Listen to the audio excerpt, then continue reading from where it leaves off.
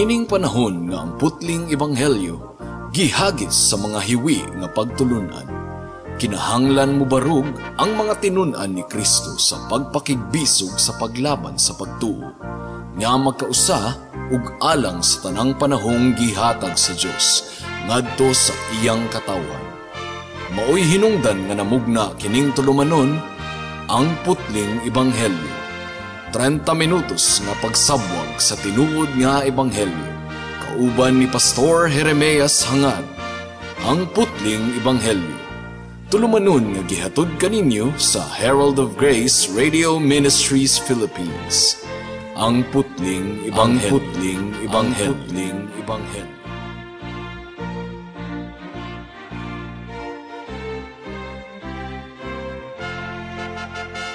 Alang sa pagpamalandong sa pulong sa Dios ni ining takna, atong pagbuksan ng atong Biblia sa Mark chapter 15 verse 1 hangtod sa 2. Apan sa dili pa, once again, akong gipaabot ang akong pagpanimbaya sa akong 94 years old nga lolo nga si Isabelo Laure Sr.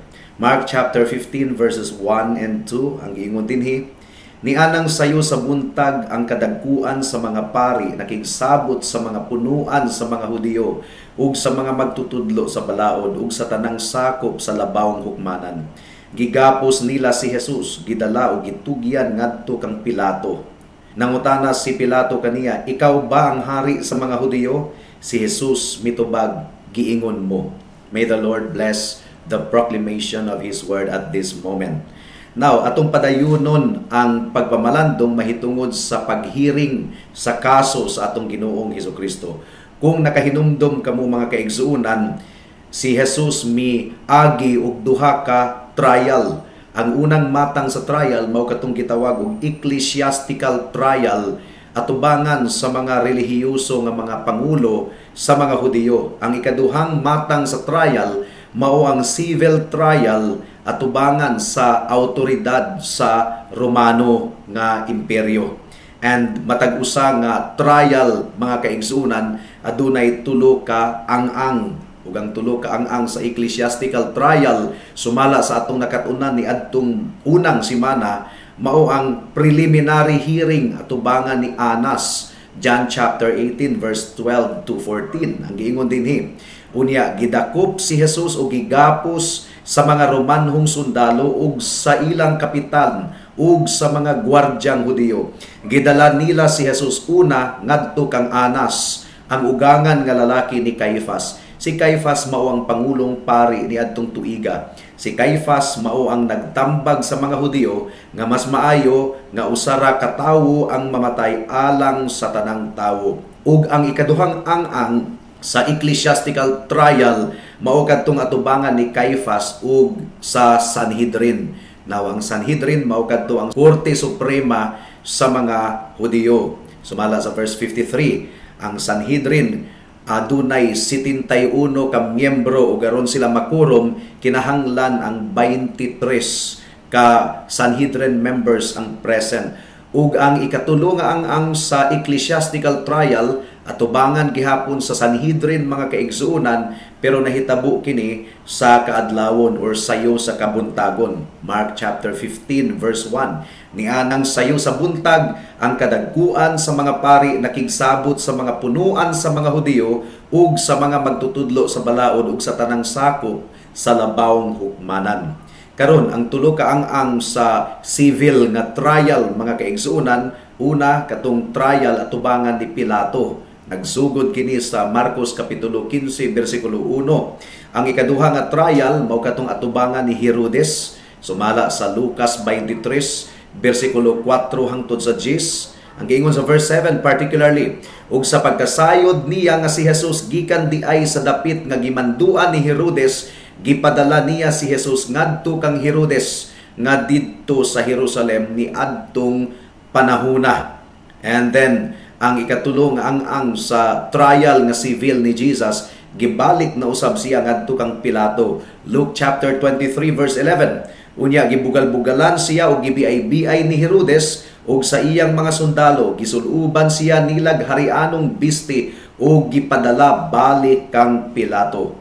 So ang kapitulo 15 mga kaigsuonan nag-abli sa sinugdanan sa civil nga trial sa atong Ginoong Hesukristo. Ug dili gayud kadto trial, murder kadto. Gusto gayud nilang patyon ang atong Ginoong Hesukristo. Si Caiaphas ug ang Sanhedrin aduna sila'y gibayaran nga mga mini nga mga saksi aron magbutang-butang sa atong Ginoong Hesukristo. Ug kadtong tibuok trial sumala sa atong nakatunan ni adtong miaging semana, mini kadto nga trial, illegal kadto. Pero gusto gayud nilang pamatud-an nga guilty ang atong Ginoo, guilty sa pagbugal-bugal sa templo ug sa relihiyon nga Judaismo. Ug nasayod sila nga dili mo saler ang charge nga pagbugal-bugal or blasphemy mga kaigsunan. Busa nangita na usab sila og civil nga kaso nga ilang ipasaka batok sa atong Ginoong Hesukristo.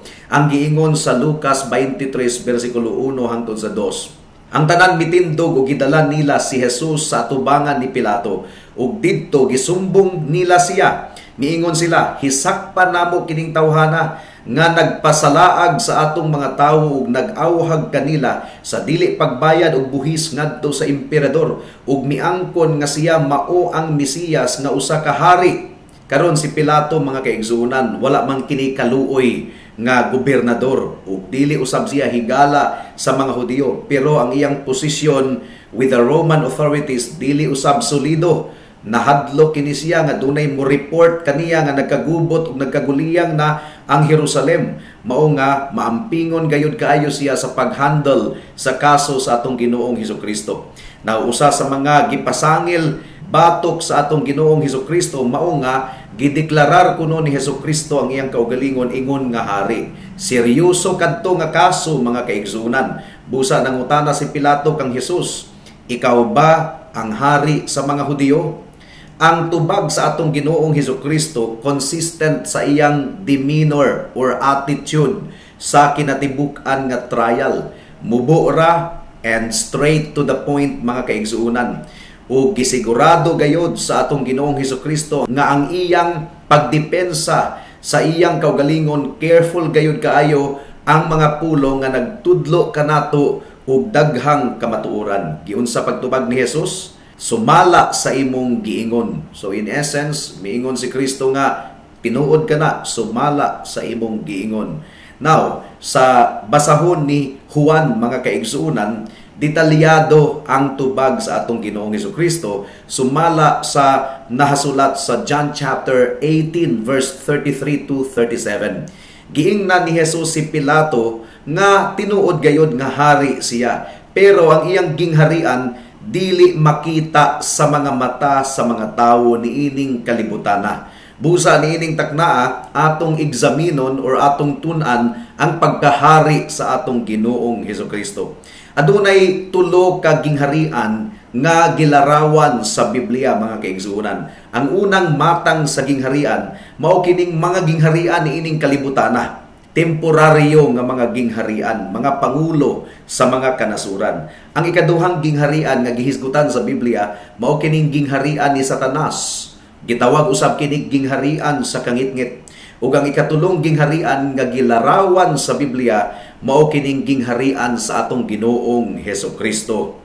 Mao kini ang pagdumala sa atong Ginoong Hesukristo nga walay katapusan ug universal ang gilangkuban niini mga kaigsuonan.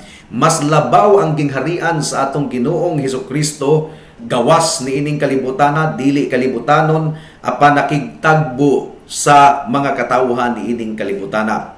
The kingdom of our Lord is this eternal kingdom to which Jesus is referring. Mao nga atong examino niining taknaa ang gingharian sa atong Ginoong Hesukristo, ang iyang pagkahari.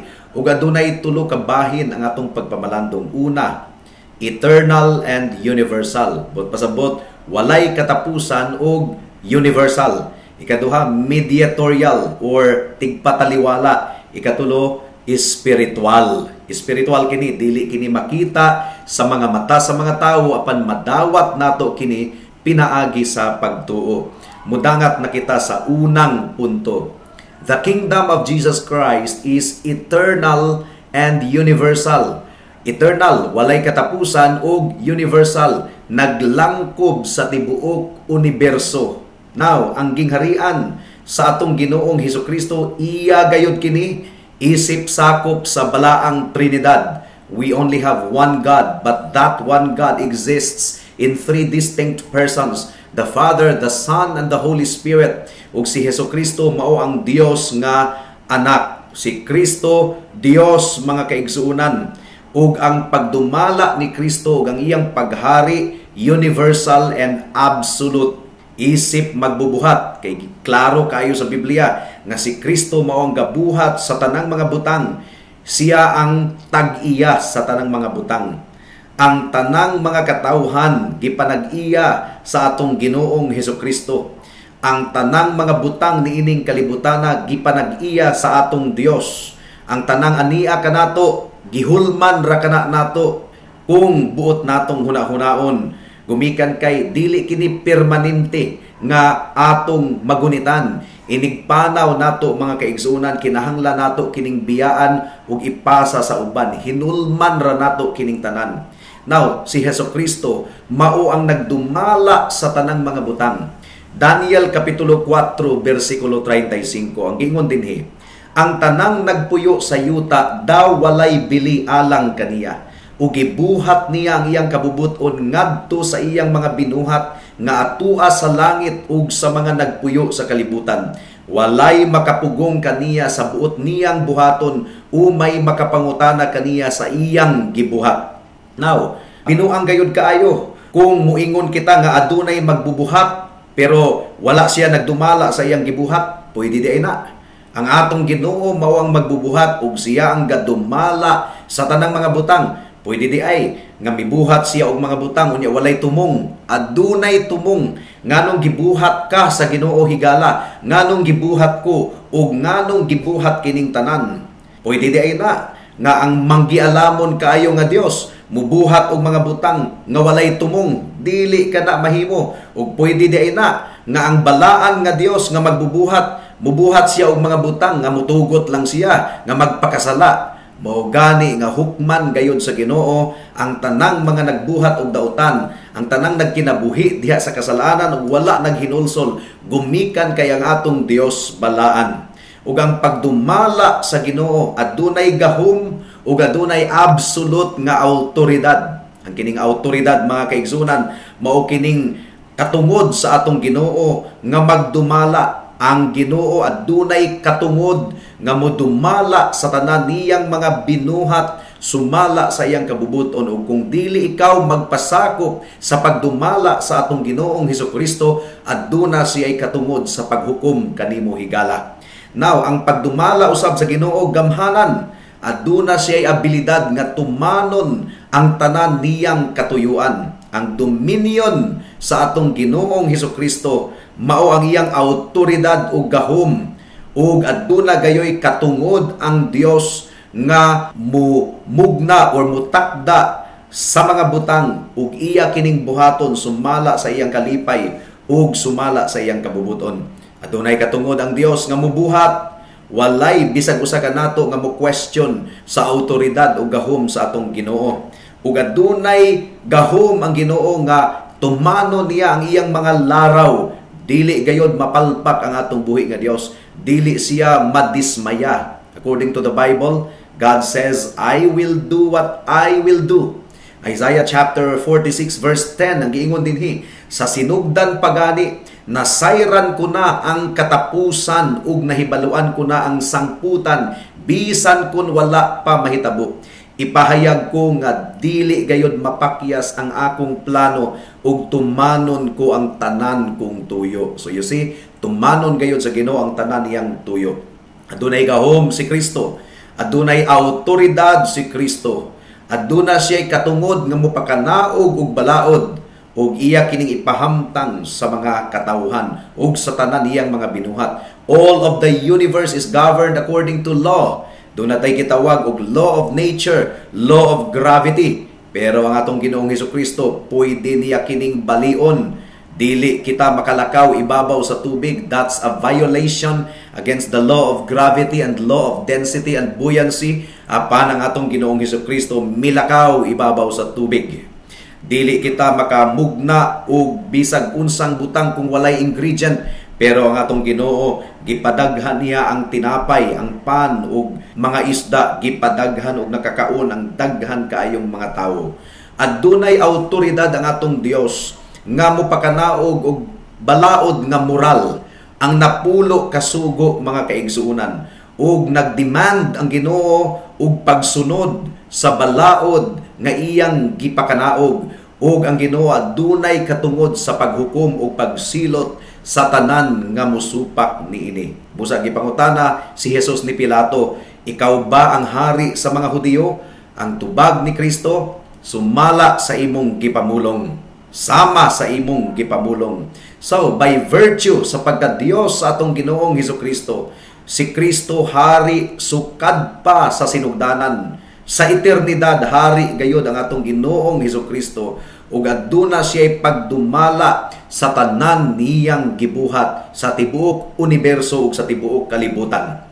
Ikaduha nga punto, ang pagkahari sa atong Ginoong Hesukristo mediatorial, but pasabot tigpataliwala, isip hari, gitukod sa Ginoo ang iyang mediatorial kingdom, tigpataliwala. Remember, ang tao na bulag sa Dios, gumikan sa kasalanan, si Kristo mao ang dalan, si Kristo ang tigpataliwala. Ang tanang mutuog musalig kaniya nga adunay paghinulsol sa sala, muagi kaniya isip tigpataliwala ug mahimong kabahin sa iyang gingharian. Mark chapter 9 verse 1 ang giingon dinhi. Unya miingon siya, timan ikini, pipila kaninyo dinhi dili mamatay hangtod nga makita nila ang pag-abot sa gamhanang paghari sa Dios. So kini nga aspeto sa gingharian sa atong Ginoong Hesukristo naga-focus sa harianon nga opisina ni Kristo, mga kaigsunan. O kini nga harianon nga opisina or katungdanan sa atong Ginoong Hesukristo, gihatag kini sa Dios Amahan kaniya sa iyang pagkabanhaw gikan sa mga patay ug sa iyang pagkayab ngadto sa langit hangtod karon. Nagpadayon sa pag-exercise ang atong Ginoo sa iyang awtoridad ug katungdanan ug iyang gilupig ug gipildi ang tanan niyang mga kaaway. Ang giingon sa Philippians chapter 2 verse 9 to 11. Tungod niini gituboy siya sa Dios ngadto sa kinatas-ang dapit sa kalangitan ug gihatagan siya ngalan nga labaw sa tanang ngalan.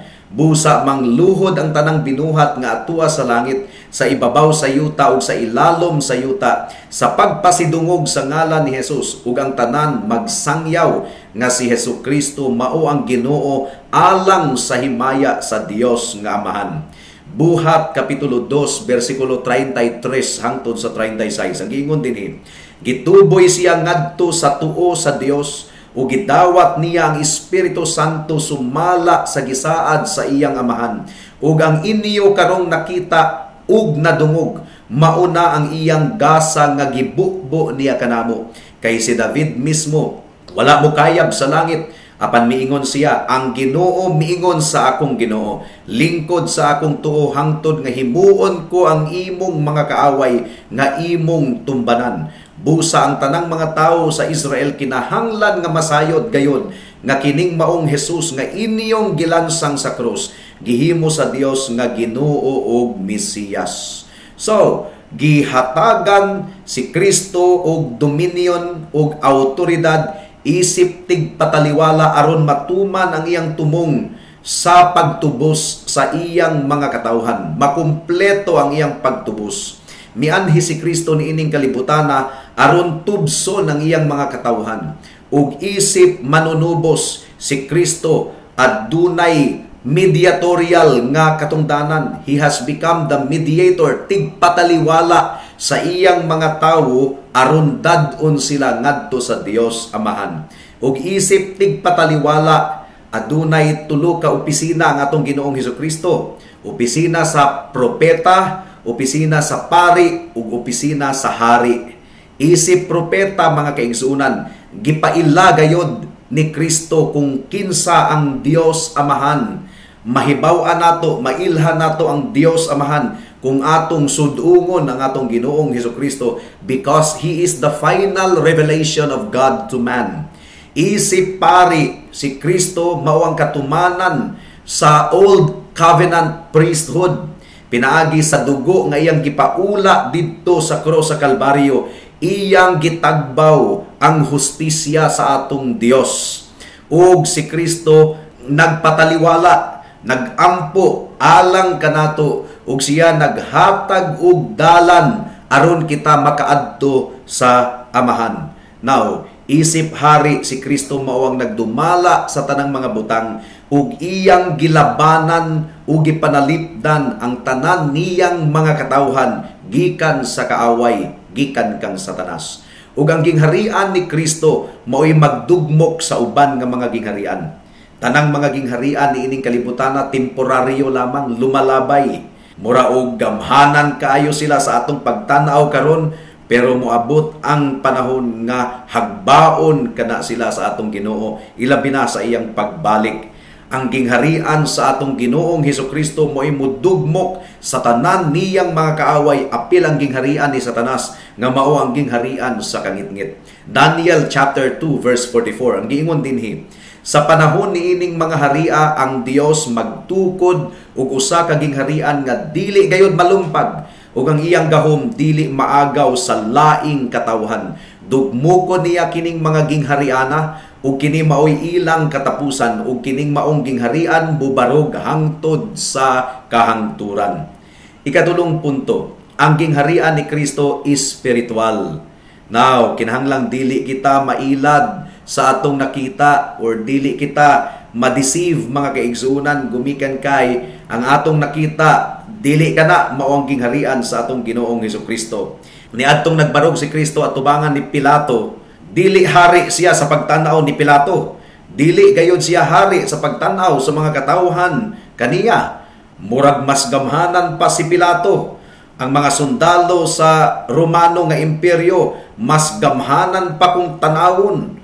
Ang imperyo Romano mas powerful pa. Mao nga nang hinambog si Pilato at tubangan kang Kristo. John chapter 19 verse 10 to 11. Busa si Pilato miingon kaniya, dili ka ba mutubag kanako? Wala ka ba mahibalo nga ako may gahom sa pagbuhi kanimo ug sa pagpalansang kanimo sa krus? Si Jesus mitubag, wala ka untay gahom kanako kun wala pa kini ihatag kanimo sa Dios.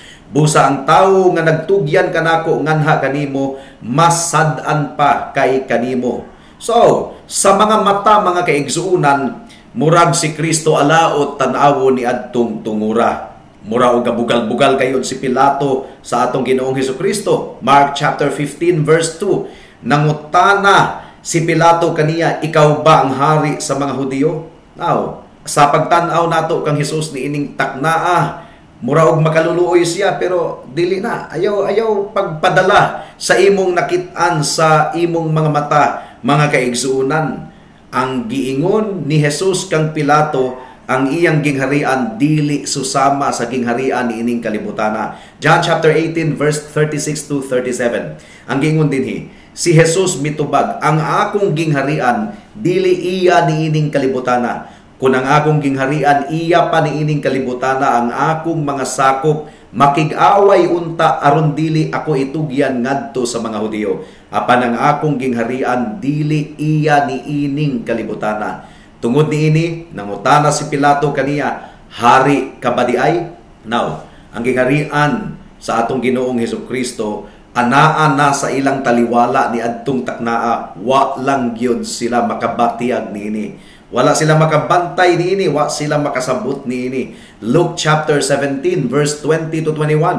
May mga Parisiyo nga nangutana kang Hesus kung kanusa maghari ang Dios. Mitubag siya, ang paghari sa Dios dili butang nga inyong makita. Walay makaingon ani ara or atuara, kay ang paghari sa Dios anaa sulod ninyo. So, spiritual kini nga paghari mga kaigsuonan. Niadtong gilansang si Kristo didto sa cross, sayon ra kaayo alang kanilang pagbugal-bugal kang Hesus. Ang mga sundalo nagbugal-bugal kang Hesus. Mark chapter 15 verse 16 to 19. Gidala si Jesus sa mga sundalo ngadto sa hawanan sa palasyo sa gobernador ug gipapundok nila ang ubang mga sakop sa trupa. Unya gisuluuban nila si Jesus og kupo nga dagtum pula. Naghimo sila purong-purong sa mga sangang tunokon ug gibutang nila kini sa iyang ulo. Unya misugod sila pagyukbo-yukbo kaniya nga nag-ingon, mabuhi ang hari sa mga Hudyo. Ug gibunala nila glipak ang iyang ulo, gilud-an siya, giluhod-luhuran ug giyukbo-yukbuan. Now niadtong gilansang si Kristo didto sa cross, daghang milabay ug nangatawa, gibugal-bugalan kayo siya. Mark chapter 15 verse 29 hangtod sa 32 ang giingon dinhi. Ang mga tawo nga nanglabay nagyango-yango sa ilang mga ulo ug gibugal-bugalan nila si Jesus. Aha, ikaw di ay kadtong muguba sa templo ug mutukod niini pag-usab sulod sa tulo ka adlaw, karon kanaog sa cross ug luwasang imong kaugalingon. Ang kadagkuan sa mga pari ug ang mga magtutudlo sa balaod nagbugal-bugal usab kang Jesus nga nag-ing nanay, nakaluwas siya sa uban, napandili siya makaluwas sa iyang kaugalingon. Tanawon nato kung ang Mesiyas, ang hari sa Israel, manaog ba karon sa krus aron makatuo kita kaniya. Ug ang duha nga gilansang sa krus uban ni Jesus, nagbugal-bugal usab kaniya. Now, ang gingharian ni Kristo dili kini makita sa mga mata sa mga tawo. Gani ang pangalan ni Jesus gigamit karon isip, ekspresyon sa pagpamalikas, ug ang mga tawo nagkinabuhi at ubangan sa atong Ginoong Hesukristo niining panahona, nakasinati sila sa kaayo sa atong Ginoo pero wala nila tagda ang atong buhi nga Dios. Gidescribe ni Jesus kining mga tawhana sa iyang sambingay. Luke chapter 19 verse 12 to 14. Busa miingon siya, may usa ka halangdong tawo nga moadtuay sa usa ka layong nasod aron himuong hari ug human ni ana mopauli sa ila. Sa wala pa siya mugikan, gipatawag niya ang iyang napulo kasulugoon ug gihatagan niya ang tag-sa-tag sa kanila ug usa ka salapi ug giingnan sila, ipatigayon ninyo kini samtang wala ako dinhi. Apan gikasilagan siya sa iyang mga katagilungsod, busa nagsugo silang mga tawo pagsunod kaniya nga nagdala sa protesta nga nag-ingon, dili kami gusto nga kining tawhana maoy maghari kanamo. Now, dili kita magpadala sa atong nakita sa atong kapanahunan karon.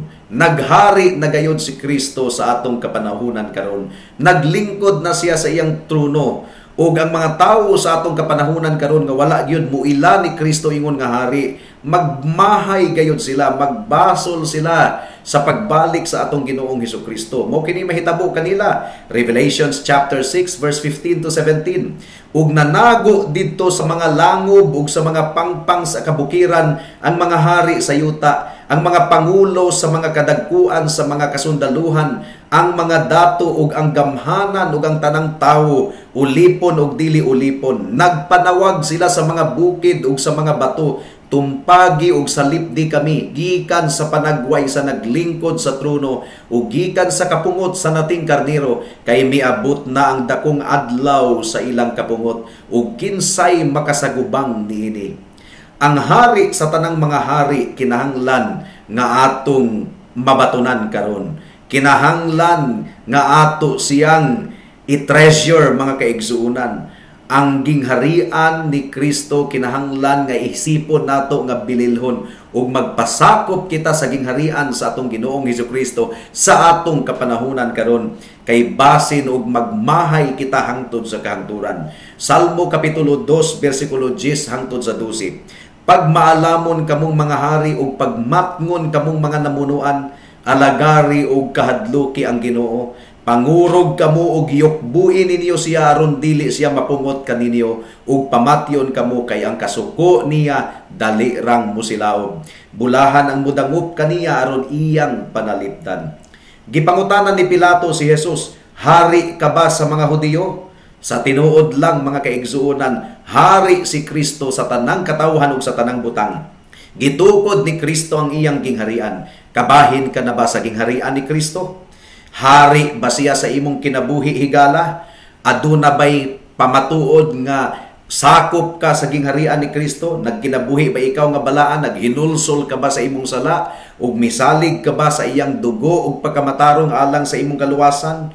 Naninguha ka ba nga matuman nimo ang kabubuton sa atong Ginoo sa imong kinabuhi? Do you love His law? Imo bang gihigugma ang balaod sa Dios? Nangalagad ka ba kaniya? Bisan pag ug ang iyang gingharian dili makita sa mga mata, pero ang bunga sa iyang gingharian sa kinabuhi sa mga gingsakupan niini makita gayon.